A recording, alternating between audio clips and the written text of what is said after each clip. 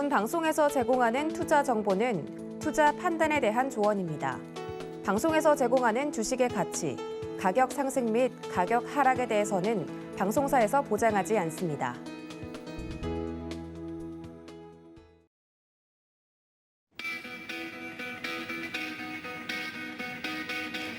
안녕하십니까. 고수익 작전 타임 진행의 도지은입니다. 코스피가 1년 7개월 만에 심리적 저항선인 2,500선을 내주고 말았습니다. 연이어 계속해서 이어지는 하락 장세에 많은 개인 투자자분들 고통받고 계실 것 같은데요. 특히나 이 연준의 6월 정례회의 결과를 하루 앞두고 간밤에 마무리가 된 뉴욕 증시 상황은 혼조세를 보였다고 해서 오늘 우리 증시 어떤 흐름이 이어질지 갈피를 잡지 못하는 분들을 위해서 오늘도 저희가 작전을 짜드리도록 할 테니까 끝까지 함께해 주시기를 바랍니다. 그럼 마무리가 된 뉴욕 증시 상황 바로 알아보겠습니다. 함께 보시죠. 네, 안녕하세요. 캐스터 이은주입니다. 간밤에 있었던 미 증시 상황들 그리고 암호화폐 이슈들 함께 살펴보도록 하겠습니다. 오늘 미국 뉴욕 증시 3대 지수는 이 정례회의의 우려감과 또 국채금리가 재차 폭등하면서 결국 약세로 마감이 됐습니다.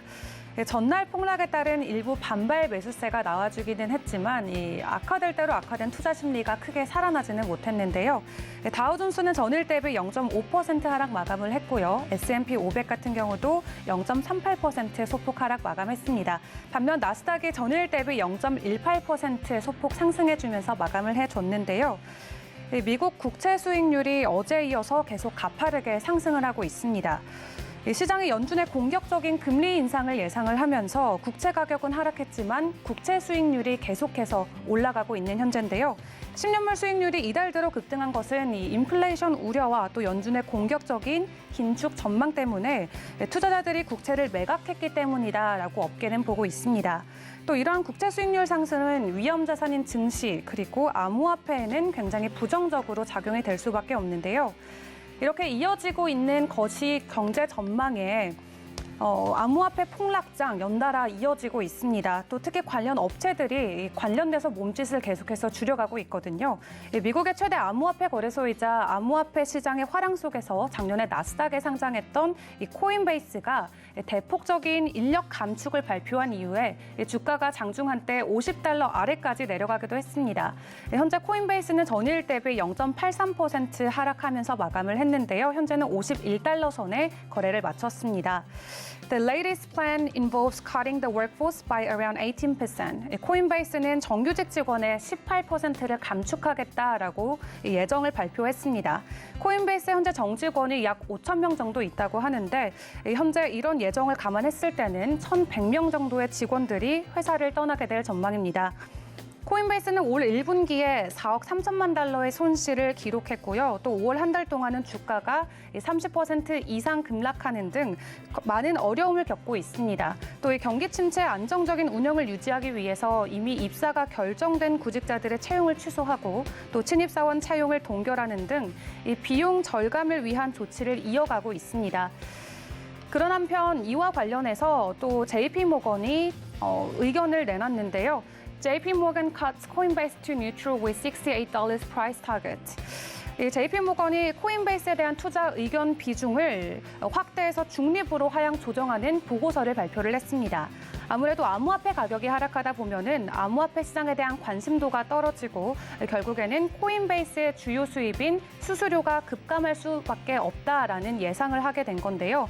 JP모건은 금년 2분기 암호화폐 시장의 극단적인 하락과 또 코인베이스의 투자 확대가 맞물리는 것은 단기적으로 이익 창출이 도전을 겪게 될 것임을 의미한다고 전하면서 코인베이스의 거래량이 금년 1분기 40% 감소한 데 이어서 2분기는 30% 이상 추가적으로 줄어들 것이다라고 예상을 하고 있습니다.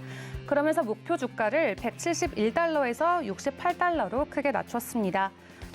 이렇게 많은 암호화폐 업체들이 몸짓을 줄여가고 있지만 오히려 공격적으로 몸짓을 키워가고 있는 곳도 있습니다. 바이낸스 같은 경우는 현재 2,000개가 넘는 추가 채용 수요가 있다라고 밝혔는데요. 바이낸스의 창업자 장펑자오는 If we are in a crypto winter, we'll leverage that and we'll use that to the max. 만약 우리가 크립토 윈터에 있는 상황이라면은 우리는 레버리지로 대응해서 역으로 최대치까지 끌어올리겠다라고 밝혔습니다. 바이낸스의 자금 상태는 현재 상당히 양호한 것으로 알려져 있고요. 또 인재 채용을 확대하고 앞으로도 M&A에 주력할 계획이라고 덧붙이기도 했습니다. 이렇게 다양한 업계 분위기가 이어지고 있는 가운데 비트코인과 이더리움을 비롯한 대부분의 가상자산은 일제히 하락을 하고 있습니다. 비트코인은 전일 대비 5.14% 하락했지만 일주일 전 대비 무려 30% 넘게 급락을 이어가면서 현재는 어제보다 낮아진 21,000달러에 거래가 되고 있습니다. 특히 이더리움 같은 경우는 최근 한 달 사이에 무려 40% 넘게 급락을 이어갔는데요. 특히 이더리움 기반의 파생 상품들이 폰직성 성격이 드러나면서 흔들리자 이더리움의 가치 또한 크게 훼손이 되고 있습니다. 이더리움은 전일 대비 2.81% 하락했고요. 일주일 전 대비도 무려 34% 하락하면서 현재는 1,100불대 거래가 되고 있습니다. Crypto lending firm Celsius on Monday paused all account withdrawals. 코인 대출 서비스를 하는 미국 셀시우스의 네트워크가 최근 모든 고객 자금에 대한 인출을 중단한다고 밝히면서 이더리움의 가격 하락이 이어지고 있습니다. 이 투자자들이 보유한 이더리움 자산이 한 번에 청산될 위기에 놓인 건데요. 정확한 수치는 알려지지 않았지만 코인 업계에 따르면 이더리움 가격이 1,100불 아래를 하락하게 된다면은 이 셀시우스가 가진 이더리움의 자산이 자동 천상되고 이 시장에는 매도가 될 것으로 알려졌습니다.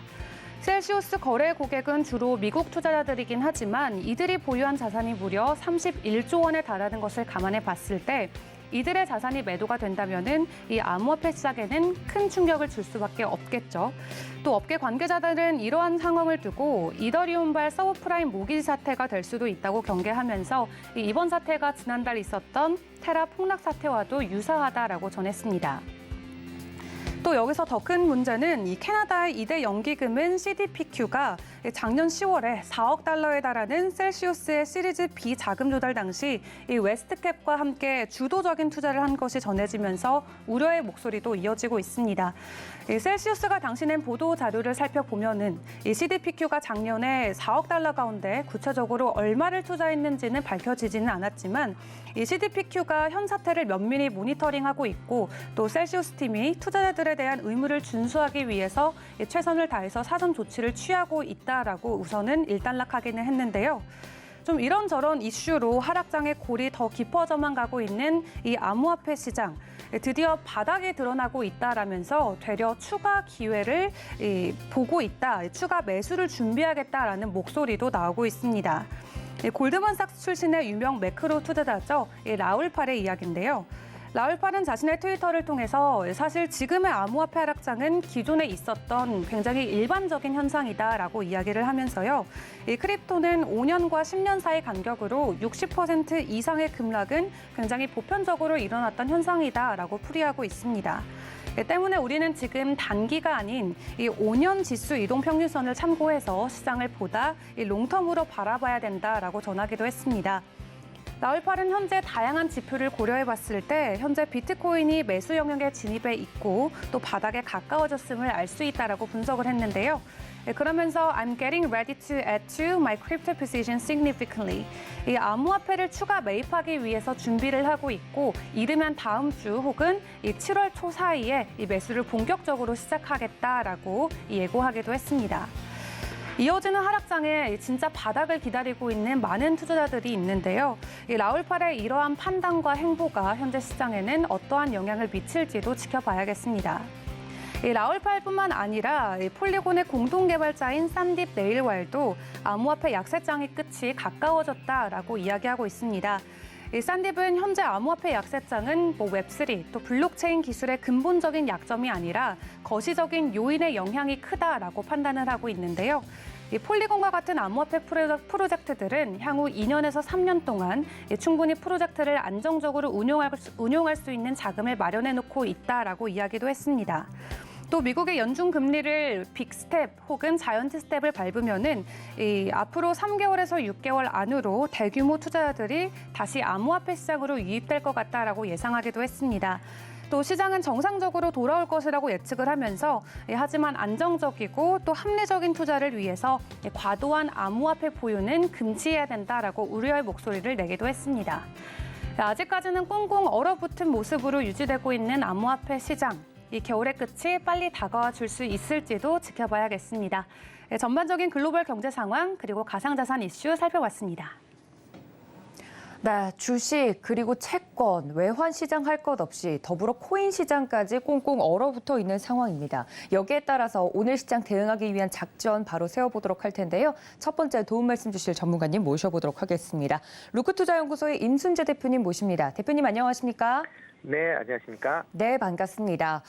검은 월요일에서 끝이 났으면 참 좋았을 텐데 그 여파가 화요일 시장인 어제까지 지속이 됐는데요. 심리적 저항선이라고 불렸던 코스피 2,500선 내주고 코스닥도 800선을 겨우겨우 힘겹게 좀 지켜가는 모습을 보여줬습니다. 시장이 정말 좋지 않아서 점검을 좀 해봐야 될 것 같은데요. 시장 흐름 어떻게 보고 계신가요? 네, 전일 코스피가 2,492포인트를 끝났죠. 그래서 2,500포인트를 지금 한 2년 정도 만에 이제 하회를 했다라고 보시면 될 것 같습니다. 특히 이제 미국의 이제 5월달 CPI 지수가 높게 나온 이후에 긴축 우려감이 확산이 되면서 미국 증시도 하락을 했는데요. 그런 여파로 인해서 국내 증시도 같이 하락을 하는 거 아닌가라는 생각을 좀 해보고 있습니다. 특히 이제 미국 같은 경우에 5월에 CPI 지수 상승으로 인해서 아마 6월 FOMC 회의 때 자이언트 스텝 인상에 관련된 그런 얘기가 좀 불거졌다라는 게 국내뿐만 아니라 글로벌 증시 전체적으로 부담으로 작용을 했다라고 보시면 되겠습니다. 전일 같은 경우에 장 초반에 급락을 했습니다. 그러다가 개인이나 기관의 이제 매수세가 꾸준히 유입되면서 이제 낙폭이 좀 축소가 됐던 게 그나마 조금 긍정적인 그런 모습이고요. 저가 매수세가 꾸준히 유입되고 있지만 그래도 매도세도 만만치 않은 그런 상황이었다라고 보시면 되겠습니다. 아마 시장의 불확실성은 오늘도 지속될 걸로 그렇게 예상이 되고 있습니다. 전일 미국 시장도 장 초반에 저가 매수가 유입이 됐다가 결국엔 하락 마감을 했고요. 또 당일 그 일일 변동폭도 다우 같은 경우도 540포인트 되고요. 나스닥도 190포인트가 될 만큼 일일 변동폭이 상당히 지금 커졌다라는 겁니다. 그만큼 시장에서는 불안감이 그만큼 더 커진 그런 상황이기 때문에 아마 투자 심리가 회복까지는 조금 더 시간이 걸리지 않을까라는 생각을 해보고 있습니다. 특히 이제 국내 증시 같은 경우에는 지금 최근에 이제 시장이 하락을 하면서 거래 대금도 좀 낮게 유지가 되고 있다라는 겁니다. 전일 거래 대금이 18조 5천억을 기록을 했는데요. 물론 이제 최근 거래 대금에 비해서 소폭 증가하는 그런 모습을 보였지만 여전히 19조 원대를 밑돌고 있는 그런 상황이고요. 고객 예탁금도 지금 59조 원대로 지금 지난 5월 달 중순 이후에 60조 밑으로 내려온 이후에 계속 50조대, 그러니까 60조를 회복을 못하고 있는 그런 상황이 지금 지속이 되고 있다라고 보시면 되겠습니다. 이거는 이제 2000년 11월 이후에 처음으로 60조 원 이하로 지금 움직이고 있다라고 보시면 될 것 같고요. 이에 비해서 이제 신용 잔고는 계속 높게 유지가 되고 있습니다. 보통 일반적으로 증시가 하락하는 국면에서는 일단 신용 잔고도 조금 줄어드는 그런 모습을 보이고 있는데요. 최근에 들어 신용 잔고는 21조 6천억으로 해서 일단 감소하진 않고 소폭 증가하는 모습을 좀 보이고 있습니다. 최근 한 달 동안 21조 5천억에서 21조 6천억 사이를 좀 횡보하고 있는 그런 모습인데요. 주가 하락을 함에도 불구하고 단기적인 이런 차익을 실현하기 위해서 신용으로 공격적인 단기 매매를 계속적으로 하고 있는 거 아닌가라는 좀 생각을 해보고 있습니다. 그렇지만 이렇게 이제 신용 비중이 이제 높다라고 하게 되면 주식이 이제 하락을 하게 되면 신용 담보 비율을 하향 이탈할 경우가 많아지고요. 그렇게 되면 반대 매매로 이제 발생을 하게 되는데 그렇게 되면 주가 흐름에 상당히 부정적인 영향을 미칠 수도 있다라고 보시면 되겠습니다. 어떻게 보면 장 시작할 때 반대 매매 물량이 많이 출회가 되는데요. 그렇기 때문에 전약 후강의 그런 주가 움직임이 당분간 좀 이루어질 수도 있다라고 보시면 될 것 같고요. 일단 바닥권이 인식이 되려면 신용 잔고가 지금보다 많이 줄어야 된다라고 보시면 되겠습니다. 네, 말씀해 주신 것처럼 어제 장 초반에 저희가 개장 상황을 좀 함께 지켜보면서 투자 심리가 정말 많이 약화되고 얼어붙었구나라는 것이 느껴질 만큼 반대 매매가 순간적으로 많이 나오는 것을 포착을 좀 해드렸었습니다. 앞으로 이런 시장이 계속해서 좀 유지될 가능성이 크다 이야기를 해드리고 있는데요. 그렇다면 이런 시장에서 저희가 그래도 대응법을 세워야 되잖아요, 대표님. 손을 놓고 가만히 있을 수는 없을 것 같은데 투자 대응 어떻게 하면 좋겠습니까? 네, 뭐 최근에 변동성이 좀 많이 확대되고 있는 그런 모습입니다. 그러다 보니까 일단 기존에 주식을 갖고 계셨던 분들, 손실을 보신 분 중에 단타 매매를 하고자 하시는 분들이 좀 많이 늘어난 거 아닌가라는 생각을 해보고 있습니다. 특히 일부 테마주 중심으로 해서 이제 과다 낙폭에 따른 이제 저가 매수세가 유입이 되면서 단타 유혹이 좀 더 커진 그런 상황이다라고 보시면 될 것 같고요. 그렇지만 지금같이 이렇게 불확실한 상황에서 특히 신용이나 미수를 통한 이 단타 매매는 매우 그러니까 주의를 하셔야 되지 않을까라는 생각을 하고 있습니다. 특히 일반 투자자들은 이제 이런 단기 매매에 대해서 조금 이제 두려워하거나 잘 못하시는 경우들이 많은데요. 뭐 이런 이제 그 단기 낙폭에 따라서 뭐 단타 매매를 한다라는 건 수탐대실할 수 있는, 그러니까 작은 욕심 때문에 큰 손해를 볼 수 있는 가능성이 더 커지는 그런 상황이기 때문에 일반적인 투자자들은 가급적 하지 않으시는 게 좀 낫지 않을까라는 생각을 해보고 있습니다. 그리고 또 하나 이제 계속 이제 시장 변동성이 커진 상황에서 주식보다는 현금 비중을 좀 더 높이시는 전략이 아직까지는 좀 유효할 걸로 보여지고요. 일단 뭐 반등이 좀 올라와서 조금 주가가 상승을 한다라고 하게 되면 그 틈을 통해서 보유했던 주식을 조금 비중을 좀 줄이시는 게 어떨까라는 생각을 해보고 있습니다. 특히 이제 올해 내내 이제 높은 인플레이션하고 통화 긴축에 관련돼서 계속 논란이 이어질 걸로 예상이 되고 있습니다. 이런 논란이 조금 잦아드는 시점이 아마 발악권에 도달하지 않을까라는 생각이 들고 있고요. 그렇기 때문에 지금 상황에선 급하게 뭐 투자를 하실 필요는 전혀 없지 않을까. 일단 발악권을 확인한 이후에 천천히 투자를 하셔도 되지 않을까라는 생각이 들고 있습니다. 이런 투자 시점을 본다라고 하게 되면 각국의 물가 상승률이 정점을 찍은 이후에 하락세를 보이는 그런 시점에서 이 필요하지 않을까라는 생각이 들고 있고요. 아마 바닥을 확인한 이후에 투자를 하셔도 향후에 수익은 충분히 보실 수가 있기 때문에 괜히 급하게 변동성을 위해서 단타 매매는 삼가시는 게 좋지 않을까 싶습니다. 네, 이런 장일수록 소탐 대실할 수 있다 이야기를 해주시면서 혹시나 이런 장세를 이용해서 단기 트레이딩 하시는 분들이 계시다면 이러한 부분까지 좀 체크를 해주셨으면 좋겠다는 말씀 전달해드렸습니다. 자, 두 번째 이슈로 좀 넘어가 보도록 하겠습니다. 지금 현재 시장을 이렇게 만든 가장 가까운 이유 중에 하나죠. 미국의 소비자 물가 지수에 이어서 생산자 물가 지수도 발표가 됐습니다. 전월 대비 0.8% 상승하면서 시장에 대한 우려감을 더욱더 키워주고 있는데요. 정말 41년 만에 최악의 인플레이션이다라는 이야기들이 나오고 있다고 합니다. 관련 상황 체크해 주시죠. 네, 방금 앵커님도 얘기했듯이 5월달 생산자 물가 지수가 이제 어저께 저녁에 발표가 됐습니다. 전년 대비 10.8% 상승세를 보였는데요. 지난 3월달 11.5%를 피크로 한 이후에 조금씩 낮아지고 있다는 건 좀 긍정적인 그런 모습을 보이고 있는데 그래도 여전히 10%대를 유지하고 있다는 겁니다. 지금 6개월 연속 10%대로 유지하고 있다는 게 아마 향후에도 소비자 물가 상승률에 좀 영향을 미치지 않을까라는 생각이 들고요. 특히 이제 생산자 물가 지수는 이제 시차를 두고 이제 소비자 물가 지수에 반영이 되는 그런 모습을 보이고 있습니다. 이런 이제 그 인플레이션 때문에 이제 과연 얼마만큼 기준금리를 올릴 것이냐라는 게 지금 시장의 가장 큰 이제 화두가 되는 그런 모습입니다. 일단 파월 미 연준 의장은 지금까지의 이제 스탠스를 본다라고 하게 되면 기준금리 인상을 미리 예고하고 있는 그런 상황입니다. 그래서 6월달, 7월달 FOMC 회의에서 기준금리를 0.5% 인상을 하겠다라고 지금 예고해 있는 그런 상황이고요. 9월 FOMC 회의는 7월까지 기준금리 인상 효과를 확인한 이후에 대응을 하겠다라고 얘기를 했습니다. 이뿐만 아니라 이제 연준 입장에서도 지금까지 올 연말 기준금리 수준을 한 2.5% 내외로 지금 예상을 하고 있는 그런 상황이고요. 그거에 스케줄에 맞춰서 지금 기준금리를 올릴 것이다라고 좀 많이 얘기를 하고 있습니다.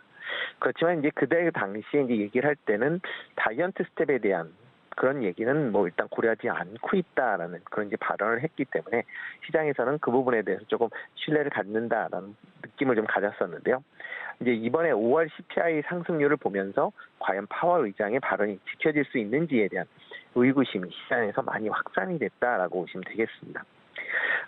특히 연말까지 연준이 예상했던 물가 상승률보다 더 높게 유지될 걸로 지금 예상이 되고 있고요. 특히 이제 CPI 상승률에 발표된 날 뉴욕 연준의 1년 후에 기대 인플레이션도 같이 발표가 됐습니다. 6.6% 상승을 기대를 하고 있는데요. 이건 역대 최고치였던 지난 3월 수치와 동일한 그런 수치가 될 만큼 다시 기대 인플레이션이 올라가고 있다라고 보시면 될 것 같고요. 향후 3년 후의 기대 인플레이션도 3.9%로 다시 상승하는 모습을 좀 보이고 있습니다. 이렇게 이제 기대 인플레이션이 올라간다라고 하게 되면 기대 인플레이션을 잡기 위해서 지금보다 더 강한 통화 긴축액이 있을 수밖에 없다라고 이제 예상이 되고 있고요. 과거에 이제 1979년도에 이러한 이제 인플레이션을 잡기 위해서 초고강도의 통화 긴축이 한 번 있었습니다. 기준금리를 하루에 4%를 올렸었던 전례가 있고요. 이를 통해서 인플레이션을 낮췄었던 경험이 있습니다. 그렇기 때문에 지금도 그런 이제 우려감 때문에 시장에서는 이게 시장에 충격을 줄 만한 자이언트 스텝 이상의 그런 기준금리를 올릴 수 있다라는 그런 우려가 좀 확산이 됐다라고 보시면 되겠습니다. 특히 이제 자이언트 스텝은 이제 어저께 그 월스트리트 저널을 비롯해서 이제 대형 글로벌 IB에서 6월 달부터 자이언트 스텝을 인상할 수 있다라는 그런 이제 보도와 그런 발표를 한 그런 상황입니다. 이에 따라서 지금 미 연준의 기준금리 인상을 예측을 하고 있는 패드워치에서도 인상 확률이 크게 확대가 됐습니다. 6월달 FOMC 회의에서 75bp를 인상할 확률이 지난주에는 이제 3.9%였다가요. 전일에는 이제 34.6%, 그다음에 오늘 새벽에 이제 발표된 거는 95%까지 올라와 있는 그런 상황이고요. 7월달 FOMC 회의까지 150bp 이상 인상을 할 것이다. 그러니까 자이언트 스텝을 2번 할 것이다라고 지금 얘기하는 것도 일주일 전에 13.4%였다가 전일에는 95.1%까지 급등을 했습니다.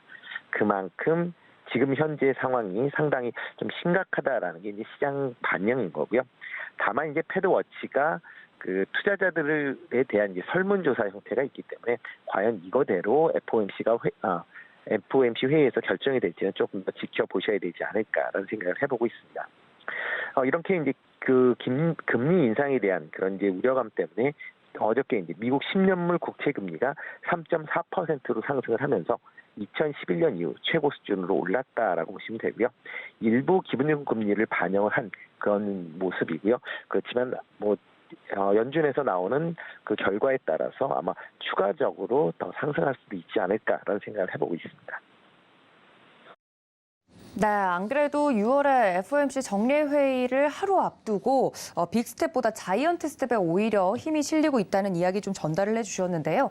대표님이 보시기에는 실제로 자이언트 스텝 가능성이 어느 정도 있는지가 궁금합니다. 실제로 자이언트 스텝 일어난다면 어떤 결과가 있을지도 궁금한데 어떻게 보시나요?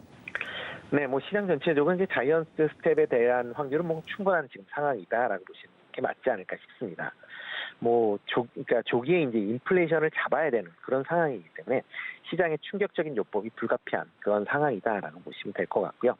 만약 지금 인플레이션을 못 잡는다라고 하게 되면 나중에 더 큰 대가를 치를 가능성이 충분히 있다라고 보시면 되기 때문에 연준에서도 그걸 감안하지 않을까라는 생각을 해보고 있습니다. 다만 자이언트 스텝으로 인상할 경우에 급격한 경기 둔화에 대한 우려감이 지금 시장에 좀 팽배해 있는 그런 상황이고요.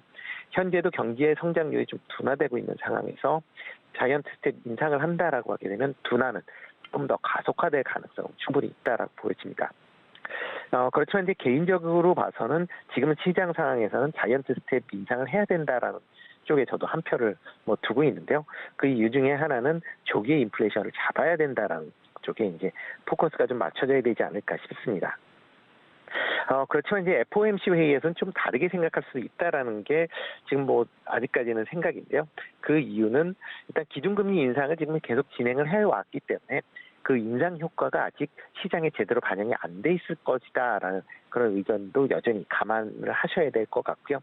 그렇기 때문에 6월 달에 기존 예고대로 0.5% 인상을 실시한 이후에 추가적으로 상황을 보고 특히 이제 6월 CPI 지수를 확인한 이후에 7월 달에 자이언트 스텝을 할 가능성도 아직까지는 배제하기는 좀 어렵지 않을까라는 생각을 해보고 있습니다.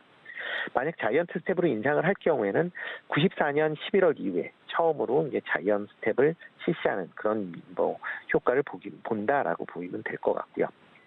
만약 시장 전체가 6월 FOMC 회의에서 자이언트 스텝을 만약 인상을 할 경우에 시장은 단기적으로 좀 안정을 찾는 모습을 가질 확률은 좀 높다라고 생각이 되고 있습니다.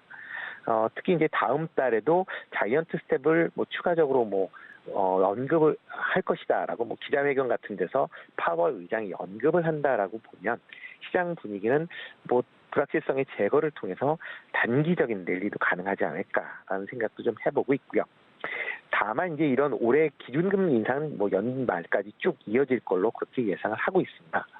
연말에 지금 시장 예상에는 한 3% 이상의 기준금리를 지금 예상을 하고 있기 때문에 지금 스텝으로 만약 그거를 이루겠다라고 하게 되면 자이언트 스텝에 몇 번을 더 해야 되고요.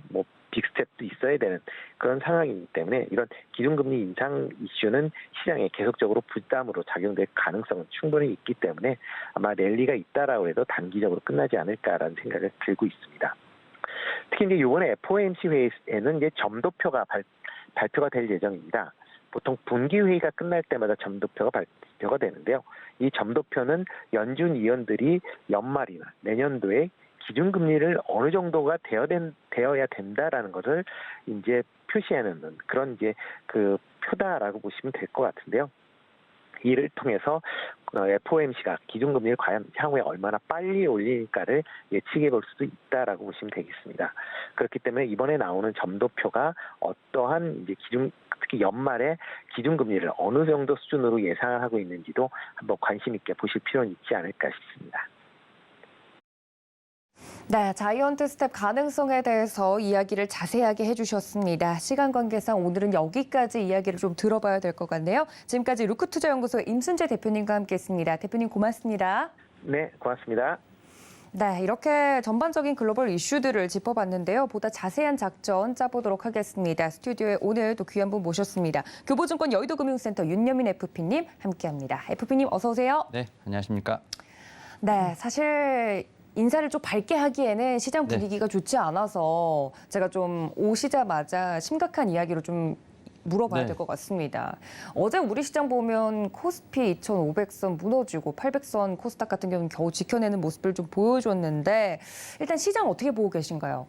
이럴 때일수록 기운 내야 됩니다. 이럴 때일수록 화이팅 해야 된다. 네. 일단은 안 좋은 내용이긴 합니다. 사실은 이제 지난 어떻게 보면 금요일부터 사실은 CPI 좀 발표 이후에 지금 증시가 이렇게 도미노처럼 좀 무너지고 있는 현상이 좀 나오고 있는데 네. 특히 이제 어제 같은 경우는 이제 경기 침체 우려가 좀 확대가 되면서 주가가 좀 더 추가적으로 좀 하락한 좀 모습을 좀 보여줬다라고 말씀드릴 수 있을 것 같고 특히 코스피 같은 경우는 6일 연속 하락이라고 좀 볼 수 있을 것 같은데 사실 이제 인플레이션에서 이제 경기 침체 우려로 좀 더 이제 이슈가 좀 이동하는 모습을 좀 보여줬다라고 볼 수 있을 것 같고 이제는 이제 물가 문제가 아니라 이제 경기가 침체되는 것이 아닌가라는 어떤 그런 부분을 좀 부각이 됐다. 이런 점에서 봤을 때 시장에 좀 추가적으로 좀 부담이 됐다라고 좀 말씀드릴 수 있을 것 같고 이와 관련돼서 특히 이제 증권가 상당히 좀 부정적인 키워드가 좀 많이 나오고 있는 상황이죠. 이런 부분이 어떻게 보면 부담으로 좀 작용을 했다라고 좀 말씀을 좀 드릴 수 있을 것 같습니다. 특히 이제 현재 어떤 유동성, 이제 변동성 관련돼서 이제 금융위기급 이제 위기가 왔다라고 좀 얘기가 나오는 상황이기 때문에 이런 측면에서 봤을 때 이틀간 2년물 이제 금리 상승폭이 2008년 이후 최고치를 좀 기록한다라는 측면에서 봤을 때 더욱더 증시는 좀 부담이 되지 않았나 좀 생각을 하고 있고 여기다 또 이제 어제 또 우리가 말하는 좀 신용 물량이 좀 양시장에서 좀 나오면서 더욱더 이제 매물 출회에 대한 부분을 좀 부추기지 않았나라는 얘기가 나오고 있는데 사실 계속해서 또 반대편에 이런 얘기도 나오고 있습니다. 좀 그 낙폭이 너무 과대하다라는 측면에서 봤을 때 미국 선물 같은 경우는 반등을 좀 했기 때문에 낙폭을 좀 이제 장 막판에 좀 약간 축소하는 모습을 좀 보여줬던 부분도 있고요. 특히 이제 계속해서 얘기가 나오고 있습니다만 이제 과연 이게 인플레이션으로 그칠 것이냐 아니면 경기 침체로 갈 것이냐라는 좀 얘기가 좀 나오고 있는데 여전히 이제 시장의 어떤 제가 볼 때는 이제 좀 찬반과 양반이 좀 상당히 좀 팽팽히 맞서고 있는 상황이 아닌가라는 좀 생각이 들고 있고 다만 이제 어제 같은 경우 그래도 좀 우리가 좀 위안을 삼는다면 좀 외국인의 좀 매도가 그래도 최근 4일간 좀 가장 적었다는 점에서 봤을 때 거세진 않았다. 낙폭을 좀 축소할 수 있지 않았나 좀 생각이 들고 있고 특히 이제 예수금이라고 하죠. 지금 어떻게 보면 유통 자금이 좀 상당히 좀 모자르다 보니까 그 안에서 어떻게 보면 이제 기관도 상당히 소극적인 모습을 좀 보여주고 있다는 점, 프로그램 매수에는 특별하게 매수 주체가 좀 없다는 점에서 봤을 때 좀 시장이 좀 상당히 어렵지 않았나 그런 생각을 하고 있고 다만 이제 이런 어떻게 보면은 지수 변동성에 대한 부분만 계속 이제 어떻게 보면 좀 베팅을 하는 이런 좀 부분이 많다 보니까 이런 측면에서 봤을 때 상승에 대한 어떤 그런 모멘텀을 뭐 당분간은 좀 찾기 힘들지 않을까라는 좀 말씀을 좀 드려보도록 하겠습니다. 네, 정말 웬만큼 큰 이슈가 아니고서는 이 시장을 다시 좀 살리기에는 어려움이 있는 좀 하방 압력이 강한 시장이 아닌가 이야기를 좀 해드렸습니다. 개인적으로 좀 궁금한데 증권가에서는 지금 이 시장이 바닥이라고 보는 의견이 좀 다수인가요? 아니면 아직 멀었다고 보는 의견이 다수인가요? 사실 이제 좀 팽팽하게 맞서고 있는 부분이 예, 예. 있습니다만 뭐 2,400에 대한 어떤 바닥론도 있겠습니다만 뭐 2,200까지 좀 열어놔야 된다라는 2,200, 네. 좀 나오고 있는 상황인데 일단 저는 뭐 경기 침체에 대한 부분은 좀 너무 확대 해석이 된 것이 아닌가라는 예. 좀 생각을 하고 있고 지금 대부분의 지표들은 지금 경기에 대한 침체를 좀 말하고도 있겠습니다만 또 다른 한편에서는 또 이제 경기에 대한 어떤 정상화에 대한 부분도 있습니다. 이런 측면에서 봤을 때 우리는 좀 두 가지 실마리에 대한 부분들, 특히 이제 결국 금리와 인플레이션, 또 한측에는 전쟁에 대한 축이 있는데 네. 이 두 가지 중에 한 가지 정도만 좀 해결된다고 하면 우리가 흔히 말하는 안도랠리가 좀 나올 수 있다는 측면에서 봤을 때 아직까지는 경기 침체에 대한 부분을 좀 논하기는 좀 쉽지 않다라는 좀 말씀을 좀 드려보도록 하겠고 네. 물론 변동성에 대한 부분은 계속해서 좀 나오지 않을까 생각을 하고 있습니다만 저는 뭐 2,400에 대한 어떤 바닥론 그 부분을 좀 더 지지를 한다라고 좀 말씀을 좀 드려보도록 하겠습니다. 네, 이런 이야기를 한 게 이제 또 과거가 되고 안도 랠리에 대한 이야기를 다음 주에 좀 나눌 수 네. 있도록 시장이 좀 빠르게 회복을 해줬으면 하는 마음을 담아서 최근 또 증권가에서 나오고 있는 바닥론에 대해서도 여쭈어봤습니다. 자, 조금 더 분위기를 반전시켜서 다른 이야기로 넘어가 보도록 하죠. 엔터주 관련돼서 살펴봐 주신다고 준비를 또 해주셨다고 쓰여 있는데 엔터주 어떤 부분에서 저희가 좀 포인트를 짚어보면 좋을까요? 지금 이제 오면서 뉴스를 좀 봤는데 예. BTS가 약간 단체 활동 전격 중단이라는 좀 뉴스가 나왔습니다. 그러니까요. 그럼 하이브 주가 어떡하죠? 에브핀. 이미 좀 하이브는 이미 좀 많이 내렸다고 좀 볼 수 있을 것 같은데 예. 사실은 엔터테인먼트에 대해서 제가 좀 사실 좀 말씀을 좀 드리고 싶은 건 뭐냐면 네. 이제 실적에 대한 부분들 우리가 흔히 말하는 좀 실적에 대한 가시성, 숫자가 좀 찍히는 섹터에 대한 부분들에서 어떻게 보면 좀 이렇게 힘든 시장에서는 좀 집중해야 된다라고 좀 말씀을 좀 드려야 될 것 같은데 지금 이제 팬데믹 관련돼서 이제 리오프닝 섹터 중에서 저는 이제 원탑으로 어떻게 보면 엔터테인먼트 좀 섹터를 좀 꼽고 있는 상황인데 예. 사실 이제 5월 달부터 어느 정도 좀 가시적인 성과가 이제 나오고 있다라고 좀 말씀을 드릴 수 있을 것 같고 특히 이제 5월 달에 지난달에 지금 K-팝 관련돼서 음반 총 판매량이 거의 1,000만 장에 이르는 것으로 좀 발표가 좀 되고 있는 상황입니다. 네. 지난해 같은 기간 대비했을 때 좀 2배가량 한 93% 이상 증가를 했다고 좀 얘기가 나오고 있고 특히 이제 1월부터 5월까지 누적 판매량을 보게 되면 2,800만 장을 좀 팔았다고 합니다. 그러니까 상당히 아웃퍼포머를 하고 있다라고 좀 말씀을 드려볼 수 있을 것 같고 특히 이제 5월 달만 보게 된다고 하면 세븐틴이 한 224만 장을 좀 팔았다고 합니다. 네. 그리고 이제 TXT가 163만 장. 여기에 이제 좀 임영웅, 그 다음에 뭐 NCT 드림 같은 이제 이런 좀 가수들의 앨범 판매가 계속 쌓이고 있다라고 말씀드릴 수 있을 것 같은데 이제 우리나라 시장에서 봤을 때는 뭐 스트리밍이라든지 뭐 디지털 기기에 대한 어떤 음원에 대한 수요가 좀 더 많지 않을까 좀 그쵸. 생각을 하고 있는데 이게 이제 글로벌로 좀 많이 팔린다라고 좀 보시면 될 것 같습니다. 앨범은? 예, 네. 앨범이. 그러니까 이제 뭐 엔데믹으로 이제 전환되고 있는 상황이긴 합니다만 팬데믹 때 우리가 흔히 말해서 좀 집에서 많이 좀 생활하는 문화가 익숙해지다 보니까 이와 관련돼서 특히 이제 BTS가 좀 상당히 많은 국위 선양을 했죠. 이러다 보니까 K-팝이 좀 아시아에 우리가 흔히 말해서 좀 문화가 아니라 좀 글로벌하게 많이 좀 뻗어나갔다고 볼 수 있을 것 같고 특히 이러한 측면에서 봤을 때 이제 앨범이 많이 판매된다는 것, 그 다음에 이제 하반기부터 월드 투어가 좀 시작된다는 면에서 봤을 때 실적에 대한 가시성이 상당히 올라갈 수 있다. 그래서 뭐 하이브를 포함해서 뭐 SM, JYP, YG 같은 이제 엔터 4사 같은 경우는 올해 네. 사상 최대 실적 예상이 된다라고 좀 말씀을 드릴 수 있을 것 같습니다. 이에 따라서 좀 타겟 프라이스가 좀 올라가는 좀 그런 상황이라고 볼 수 있을 것 같은데 저는 이번에 좀 상당히 놀랬던 것이 네. 이제 앨범의 이제 한 장, 이제 이게 가격이 얼마 정도 되시는지 아십니까? 와, 제가 앨범을 이제 오프라인에서 구매를 했을 때는 얼마 안 했던 거야. 한 2만 원 정도 했던 것 같은데 지금은 어느 정도? 요즘은 한 7만 원 정도 네? 한다고 한 합니다. 장이에요? 네. 어머, 예. 그리고 이제 멤버들마다 어떤 그런 커버 페이지가 달라서 그러니까 뭐 멤버가 7명이면 이제 CD도 7장이 7 버전을 다 사야 되는 거죠. 그러니까 이제 그거를 약간 컬렉션 버전으로 이제 사다 보니까 어떻게 보면 이제 CD를 듣는 어떤 앨범을 듣는 거에 대한 뿐만 아니라 이제 소장의 그렇군요. 가치도 있다는 점에서 봤을 때 제가 볼 때는 좀 앨범 판매량에 대한 부분들이 좀 상당히 늘어나고 있고 네. 여기에 또 이제 우리가 알고 있는 엔터테인먼트가 이제 NFT 맞아요. 그다음에 블록체인 쪽에 좀 사업을 하고 있는데 그것이 연내에 좀 가시화되지 않을까. 하반기에는 좀 그러한 좀 새로운 모멘텀도 있기 때문에 이런 측면에서 봤을 때 엔터테인먼트 상당히 좀 많이 눌려 있고 좀 많이 쉬고 있는 상황인데 네. 이제는 좀 다시 봐야 할 섹터가 아닌가라는 좀 말씀을 좀 드려보도록 하겠습니다. 네, 실질적으로 이제 실적이 찍히는 부분에서 엔터주 굉장히 매력적이다 이야기를 해드렸는데 1분기 성적들만 좀 봤을 때는 SM이나 JYP 같은 경우는 컨센서스를 훨씬 웃도는 깜짝 호실적을 또 기록하기도 했죠. 그러한 실적이 계속 이어진다면 긍정적인 주가 흐름까지 기대해 볼 수 있지 않을까 이야기를 했는데 근데 반대로 하이브 같은 경우는 실적이 좀 못 미치는 성적이 나오기도 했었잖아요. 하이브처럼 떨어진 걸 사야 되는지 SM이나 JYP처럼 잘 가는 걸 사야 되는지 궁금한데요. 일단 뭐 섹터 내에서도 분명히 좀 차별화가 예, 있지 예. 않을까 좀 생각을 하고 있는데 일단 지금 상황에서 실적에 대한 담보도 분명히 중요하지만 우리가 말하는 수급, 심리에 대한 부분이 좀 상당히 중요한 시장이기 때문에 네. 일단은 지금처럼 많이 떨어진 하이브보다는 하이브 네. 같은 경우 우리가 말하는 좀 단기 저점에 대한 부분을 좀 확인해야 되지 않을까 네. 좀 생각을 하고 있고 나머지 3사에 대한 부분을 좀 더 관심을 좀 지켜보시는 게 어떨까라고 좀 말씀을 좀 드려보도록 하겠습니다. 알겠습니다. 아까 또 FP님께서 전달해 주신 것처럼 하이브는 방탄소년단과 관련된 이슈도 있기 때문에 네. 이러한 것까지 고려를 했을 때 나머지 3사에 대해서 조금 더 눈여겨보시면 좋을 것 같다. 엔터주에 대한 이야기까지 들어봤습니다.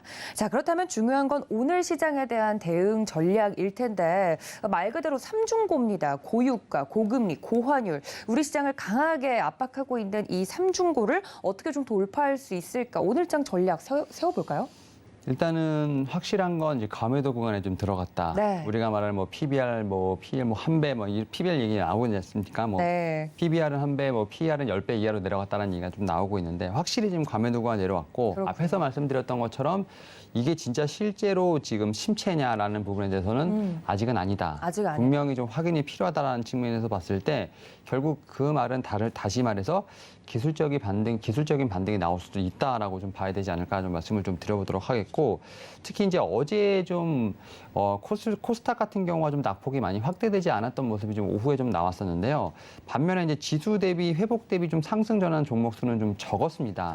이 얘기인즉슨 신용 관련 물량이 좀 오후부터 나왔다라고 좀 말씀을 좀 들어볼 수 있을 것 같고 아마 오늘 아침에 좀 더 나올 수 있는 부분이 있습니다. 네. 이런 측면에서 봤을 때 이 어떤 신용 물량에 대해서 얼만큼 저가 매수가 들어온지에 대한 부분을 분명히 체크를 해봐야 되지 않을까 좀 말씀을 드려보도록 하겠고 지금 말씀하셨던 것처럼 유가 좀 상당히 좀 문제가 되고 있는 상황이죠. 네. 특히 이제 바이든 대통령이 지금 사우디를 방한한다고 하는데 결국 이러한 측면에서 어떠한 좀 반전이 나오는지에 대한 부분도 계속 체크를 해봐야 되지 않을까 좀 말씀을 드려보도록 하겠고 특히 이제 환율이 지금 어제 1,290원 넘어갔죠. 네, 넘어갔어요. 지금 1,286원에 좀 위치하고 있는 상황인데 이러다 보니까 코스피 같은 경우는 외국인의 좀 수급이 너무 좋지 않습니다. 계속해서 좀 매도가 나오는 상황이기 때문에 사실은 이제 수급상 좀 외국인의 매도가 좀 어느 정도 마무리가 되는지에 대한 부분들 환율까지 좀 같이 체크를 해보면서 제가 볼 때는 이러한 부분을 좀 오늘 시장에서 좀 어떤 종목이나 섹터보다는 이런 좀 세 가지 지표를 좀 계속 더 확인을 해보시면서 대응해 보시는 걸 좀 말씀을 좀 드려보도록 하겠습니다.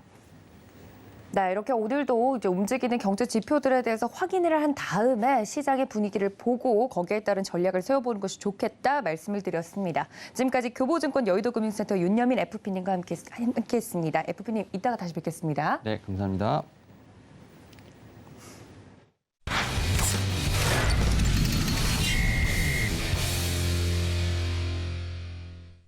네, 이제는 국내 증시 안에서 종목에 대한 작전 세워보도록 하겠습니다. 글로원 파트너스 이성웅 이사님과 연결해 봅니다. 이사님 안녕하십니까? 네, 안녕하세요. 네, 반갑습니다. 바로 첫 번째 이슈부터 여쭤보도록 하겠습니다. 변동성이 큰 시장 이어지고 있습니다. 저희 체크 포인트 어떻게 좀 추려볼까요? 네. 죄송합니다. 시장 자체가 변동성이 커지면서 아무래도 매매에 대응하기도 어렵고 장중에도 전일 같은 경우는 진폭 자체가 시초가 대비해서 한 50포인트는 나온 모습이었거든요. 아무래도 시장의 참여자들, 특히 외국인 기관 같은 경우는 단순히 펀드 매도, 특히 액티브 펀드 매도 이런 구조보다는 최근에 ETF라든지 아니면은 프로그램 매매 같은 경우가 시장의 대부분을 차지하다 보니까 이와 같은 변동성이 확대된 것으로 보입니다.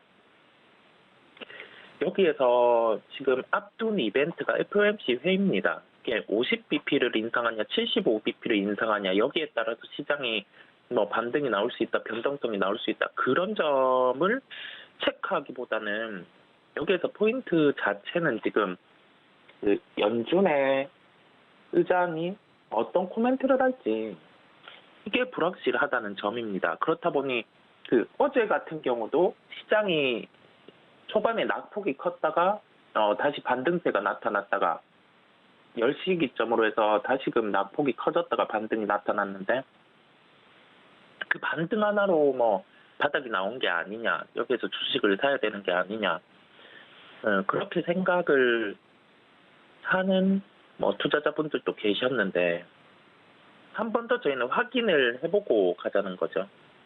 강조드린 것처럼 매크로의 불확실성, 이 불확실성이 일반적인 불확실성이라고 하기보다는 그 연준 의장의 코멘트에 따라서 시장의 흐름이 달라질 수 있는 이런 심리가 영향을 미치는 장이다 보니 저희가 그 조금은 이런 장에서는 한 번 더 확인하고 갈 필요가 있고 굳이 바닥을 잡으려고 할 필요도 없습니다. 그렇다 보니 그 FOMC 회의까지 확인을 하고 갈 필요가 있겠고요. 종목들 같은 경우를 말씀드리는 이유는 저희가 지금의 장에서 뭐 지수가 어느 정도 하락을 할 거다. 여기에서 2,300 가는 거 아니야? 2,100 가는 거 아니야? 1,900 가는 거 아니야? 삼성전자 5만 원 가는 거 아니야?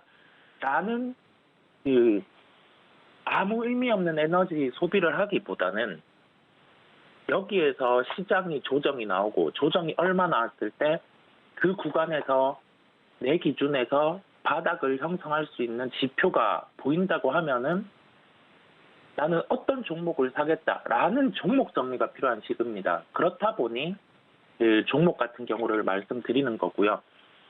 지금 말씀드리는 종목 같은 경우도 전체적인 종목군 안에서 시장이 조정 나왔을 때 반등이 빠를 수 있는 요인을 갖추고 있는 기업이기 때문에 이런 기업을 지금 시장 환경 안에서 저희는 체크를 하고 가겠습니다. 네, 변동성이 큰 시장 속에서 굳이 리스크를 감내할 이유까지는 없을 것 같다. 바닥에 대해서 논하는 것보다는 이런 종목에 대한 분석이 조금 더 필요한 시기가 아닌가 이야기를 좀 해드렸는데요. 어떤 종목 위주로 볼까요? 네, 기판과 관련된 사업. 최근에 그런 얘기가 많았습니다. 피크가 형성된 거 아니냐. 분기에 대한 실적 같은 경우가 예전부터 1년 전부터 2년 전부터 이 실적이 이어져 왔으니까 이게 피크 아니냐 하다 보니 기판 업종이 조정이 한 차례 나왔었습니다. 근데 가깝게는 이제 2분기 실적 발표를 앞두고 있는 시장이기도 하고요. 이러한 시장의 그 조정을 통해서 그 기간 안에 이제 2분기 실적이 발표를 도래하는 그 시즌이 도달하면 다시금 실적의 반응을 할 수 있기 때문에 오늘은 반도체 기판과 관련된 대덕전자를 말씀드리도록 하겠습니다. 최근에 일반적인 기판 사업에서 반도체 기판 사업을 확장하고 있는 상황이고요. 반도체 기판 사업 같은 경우는 일반 기판보다는 마진이 좀 더 나은 사업이다 보니 대덕전자 같은 경우가 성장에 대한 프리미엄을 추가로 받고 있는 상황입니다. 올해 예상 순이익은 1,600억 원대입니다. 최근에 기판주 같은 경우는 주가의 변동성이 컸었는데 그럼에도 불구하고 시장보다는 강한 주가를 형성하고 있고요. 시가총액 같은 경우가 1조 5천억 원 수준입니다. 제가 종합적으로 봤을 때 하반기까지 금리 인상이 나타날 수 있는 그런 종합적인 측면을 감안했을 때도 한 1조 3천억 원, 크게는 1조 1천억 원까지 조정이 나왔을 때 같은 경우는 이 종목 같은 경우는 아주 적극적으로 접근이 가능하겠고요. 그러한 시총 자체는 금리 인상에 따른 불확실성, 이 불확실성이 이제 기업의 이익에 미치는 영향, 할인 요소를 감안했을 때도 접근 가능한 수준이기 때문에 시가총액을 체크하고 갈 필요가 있겠습니다. 짧게는 가격적인 측면으로 29,000원에서 3만 원대 구간에 접근이 가능합니다. 이 가격 같은 경우는 최근에 시장 안에서 한 차례 주가가 레벨 다운이 나타나기는 했지만은 그 저가를 형성한 그 구간에서 반등이 나올 가능성이 높은 구간이겠고요. 현재 시장을 감안해 봤을 때 이 종목 같은 경우는 저희가 2분기 실적의 시즌을 맞이할 때 한 번 더 살펴봐야 되는 종목이기도 하고 시장의 변동성을 통해서 말씀드린 해당 가격 구간에서는 매매적인 측면에서 함께 접근 가능하겠습니다. 단 그 가격적인 측면에서 접근했을 때는 현재 이 종목을 매수해서 장기 투자한다 아니면 들고 간다 이렇게 생각하기보다는 좀 수익률 같은 경우를 짧게 한 3%의 목표 수익, 5% 정도의 목표 수익, 이 정도의 목표 수익이 도달하면 매도한다는 시각으로 접근해야 되겠고요. 그 손절에 대한 기준도 타이트하게 한 3% 정도를 잡고 접근해야 되는 시장이라고 말씀드리겠습니다. 네, 이렇게 대덕전자 첫 번째 특징주로 이야기를 해주셨습니다. 다음 이슈로 넘어가서 특징주까지 함께 여쭤보도록 하죠. FOMC 회의 결과를 확인하고 시장 보자 이야기를 해드렸는데 거기에 따른 특징주 어떤 종목 볼까요, 이사님? 네, FOMC 회의 이후 같은 경우 아무래도 이번 월에 금리 인상에 대한 폭이 확인이 됐을 거고 연준 의장의 발언 같은 경우도 우리 시장 방향에 대해서 지금의 인플레이션 같은 경우는 연준이 고려했을 때 금리의 톤이 적합하게 이 정도로 되었고 그런 식의 언급을 할 겁니다. 그러면은 시장이 여기에 대해서 참여자들이 이 부분에 대해서는 인플레이션이 우리가 감내할 수준이다. 또는 지금은 잘 모르겠다. 의문점이다. 라고 하면서 시장 방향성이 갈릴 거거든요. 그렇다 보니 인상의 폭보다는 발언이 중요하다고 강조를 드리겠고요. 이러한 발언 같은 경우는 어떻게 할지 누구도 알 수가 없습니다. 우리나라의 시장 참여자분들 같은 경우 발언을 추측하는 거겠죠. 근데 그러한 추측 같은 경우는 시장에 대입해서 놓고 봤을 때 너무 이게 불확실성이 크다는 점을 저희가 알아야겠고 어제 시장, 그다음에 엊그제 시장을 봤을 때도 장중 변동성이 크다는 점 한 번 더 인지하면서 종목 같은 경우도 아까 말씀드린 것처럼 이게 당장 매수가 아니라 지금 현재의 시장에서 가깝게 수익에 접근할 수 있는 요소를 갖춘 종목을 체크하고 간다는 점을 한 번 더 말씀드리겠습니다. 종목은 에코프로 BM을 말씀드리겠습니다. 에코프로 BM 같은 경우는 시장 대비 강세가 지속되고 있는 종목입니다. 2차 전지 소재, 양극재 업종 안에서 이 종목 같은 경우는 아무래도 인플레이션을 해지할 수 있는 그러한 종목 구성이다 보니까 강세를 나타내고 있고요. 이틀 연속 기간 중심의 수급이 유입되고 있습니다. 현재 시가총액이 11조 원 수준입니다. 저희가 여기에서 이거 에코프로 BM을 매수를 해서 들고 간다. 시장보다 강하니까 그런 논리로 접근을 해서는 안 되고요. 편하게는 시가총액 한 8조에서 9조 원대 이 정도 구간에 왔을 때는 한 중기 투자 정도로 접근이 가능하겠고 이러한 시총 자체는 통상적으로 2차 전지 소재 업종, 양극재 업종 같은 경우는 최근에는 2025년에 캐파 증설, 즉 소재를 생산할 수 있는 그러한 가동할 수 있는 그 부분을 미리 실적에 대입을 해와서 저희가 시가총액을 환산하는 측면이 있었는데 현재 시장을 놓고 봤을 때 한 내년 정도의 실적까지 감안한 구간, 좀 보수적인 구간이 한 8조 원대 구간이다 보니 제가 시장의 조정이라든지 그런 점을 종합적으로 감안해서 말씀을 드리는 거고요.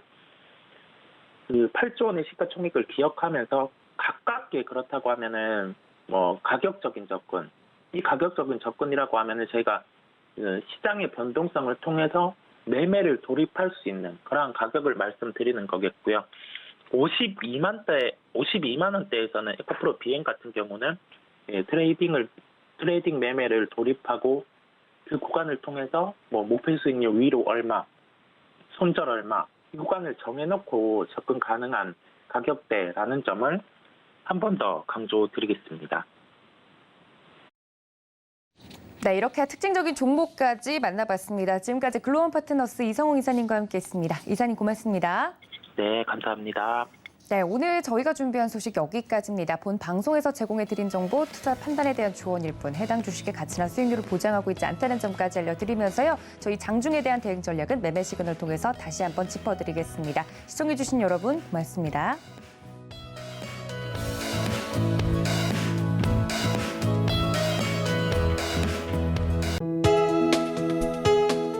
본 방송에서 제공하는 투자 정보는 투자 판단에 대한 조언입니다. 방송에서 제공하는 주식의 가치, 가격 상승 및 가격 하락에 대해서는 방송사에서 보장하지 않습니다.